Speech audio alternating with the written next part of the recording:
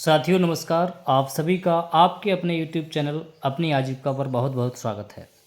आज की खबर में प्रदेश संगठन अध्यक्ष योगेश मोगा जी ने आज हड़ताल के 10वें दिन जो आह्वान किया है उससे निश्चित ही मिशन शक्ति में आ गया होगा कि अब प्रदर्शन को हल्के में लेना उनकी भूल है। उनका संबोधन सुनेंगे, उसके पूर्व एक झलक डाल लेते हैं इको गार्डन पर। जैसा कि आपको पता है कि उत्तर प्रदेश आजीविका मिशन कर्मचारी यूनियन और समस्त जनपदों द्वारा ज्ञापन सौंपकर पूर्व चेतावनी अनुसार अनिश्चितकालीन कार्य बहिष्कार पर हैं।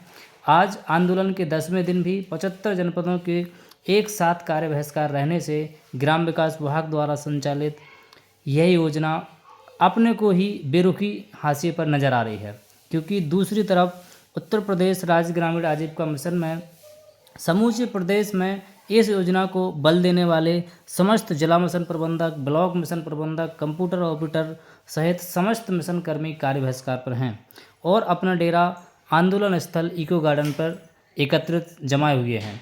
आपको बताते चलें कि आंदोलन को तेज होता देख मिशन मुख्यालय के आला अधिकारियों ने मिशन मुख्यालय में 2 बार वार्ता करके यूनियन के प्रदेश अध्यक्ष योगेश मोगा जी की अगुवाई में प्रतिनिधि मंडल को कार्य बहिष्कार को खत्म करने हेतु जवाब बनाया जा चुका है। लेकिन यूनियन के प्रदेश अध्यक्ष ने साफ तौर पर कह दिया है कि जब तक धरातल पर हमारे लंबित लाभ हमें प्राप्त नहीं हो जाते तब तक हम पीछे हटने वाले नहीं हैं। हालांकि मिशन मुख्यालय के आला अधिकारियों का कहना है कि समस्त मिशन कर्मी कुछ वक्त दे दें और अपने कार्य बहिष्कार को ख़त्म करके वापस काम पर आ जाएं। लेकिन कई बार मिशन मुख्यालय से इस प्रकार के झूठे आश्वासन मिलने से मिशन कर्मियों में रोष व्याप्त है और इस बार कोरे आश्वासन पर यकीन कर लिया जाए, इसका उनके पास कोई कारण नहीं है। इको गार्डन में समस्त जनपदों से मिशन कर्मियों का तांता लगा हुआ है एवं समस्त जनपदों के मिशन कर्मी अपनी मांगों को लेकर धरने पर अड़े हुए हैं। वहीं प्रदेश अध्यक्ष योगेश मोगा जी ने आंदोलन को और तेज गति देने की बात कहते हुए बताया कि मिशन मुख्यालय के आला अधिकारी हमारी मांगों को लेकर शुरू से ही उदासीन हैं और शासन तक हमारी बातों को पहुंचने नहीं दे रहे।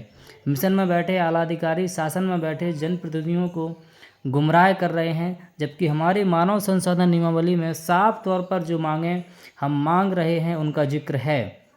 इसके बाद भी मिशन के आला अधिकारी गुमराह कर रहे हैं। उन्होंने प्रदेश के मुख्यमंत्री योगी आदित्यनाथ जी से अपील करते हुए सुध लेते हुए HR पॉलिसी में निहित मांगों लाभों को पूरी करने की बात कही है।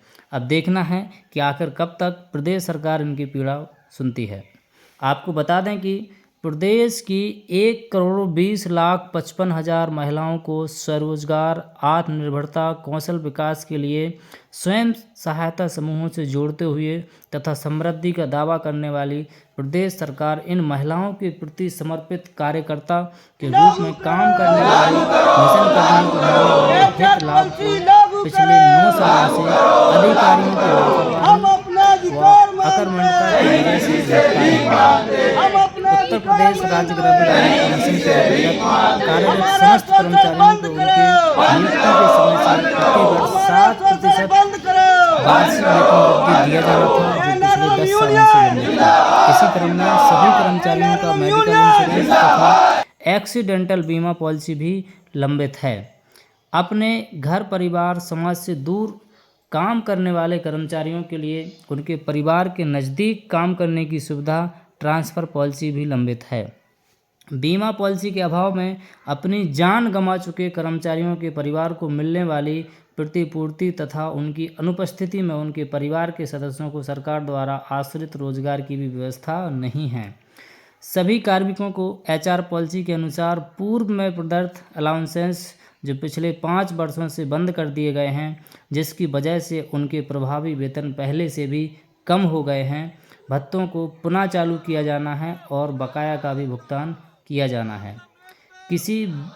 बिना किसी ठोस आधार के बाहर निकाले गए कर्मचारियों को पुनः काम पर वापस लिया जाए। ये सारी उक्त मांगे हैं। मांगे क्या, ये हक हैं, क्योंकि HR पॉलिसी में दिए हुए हैं और इन्हीं को लेके सभी मिशन कर्मी हड़ताल पर बैठे हैं। अब आइए आपको सुनाते हैं कि प्रदेश संगठन के अध्यक्ष योगेश मोगा जी ने क्या कुछ अपने संबोधन में कहा। आइए सुनते हैं। आपको अवगत कराना चाहता हूं कि हमारी कोई नई मांगे नहीं है। 10 साल पूर्व से ही हमारी एचआर पॉलिसी लागू है, सक्षम स्तर से अनुमोदित है।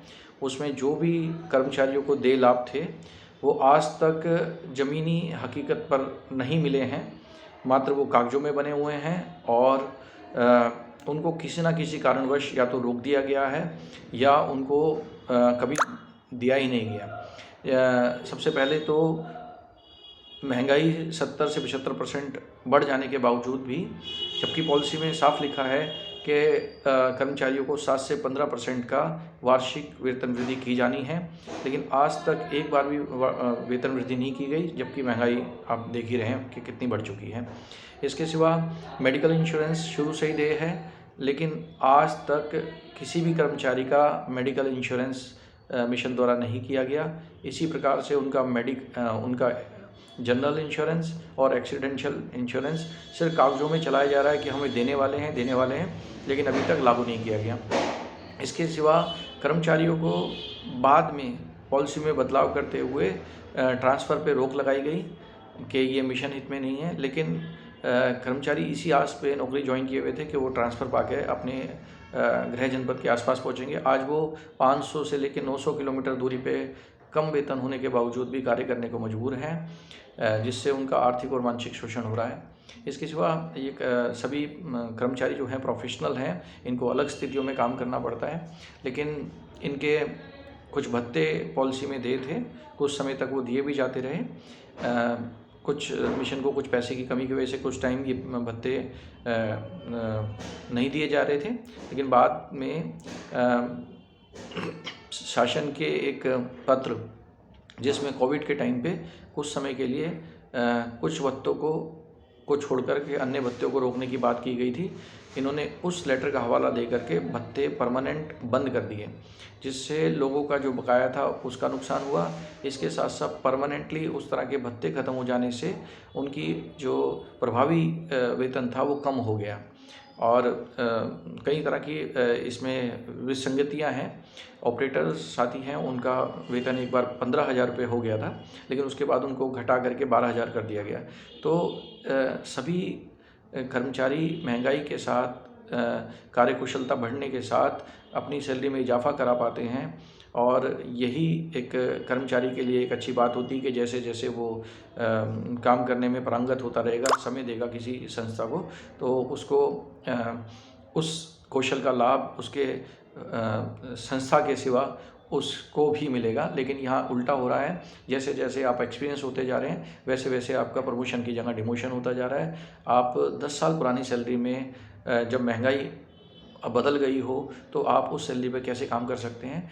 इन सब चीज़ों को, ये बातें हमने लगातार उठाई हैं, हर मंच पे उठाई हैं, लेकिन अधिकारी हमारी मांगों को इस तरह से कह दबा जा रहे हैं कि ये मनमानी है या ये ऊपरी पायदान पर या हमारे शीर्ष नेतृत्व को या एग्जीक्यूशन को ये दिखाते हैं कि इनकी ये जायज़ मांगे नहीं हैं और ये किसी पॉलिटिकल पार्टी या किसी राजनीतिक पक्ष के साथ हैं या आपके विरोध में हैं और इनकी नाजायज़ मांगों को लेकर के लामबंद हैं। लेकिन हम आपके माध्यम से बताना चाहते हैं कि हम प्योर सभी लोग कर्मचारी हैं। हमारे कर्मचारी के अपने जो हित हैं वो हित हमारे रोक दिए गए हैं। उन्हीं के लिए हम लोग 30 नवंबर 2023 से इको गार्डन में धरना दे रहे हैं। हमारे साथ कोई पॉलिटिकल सपोर्ट नहीं है, कोई पॉलिटिकल पार्टी से हमारा कोई लेना देना भी नहीं है और हम सिर्फ अपनी चुनी हुई सरकार से, जो भी सत्ता में है, हम उसी से मांग करेंगे। हमारी जो चुनी हुई सरकारें हैं, जो हमारी सरकार हैं, वो हमारे लिए काम नहीं करेंगी तो हम किसके पास जाएंगे। तो इसी के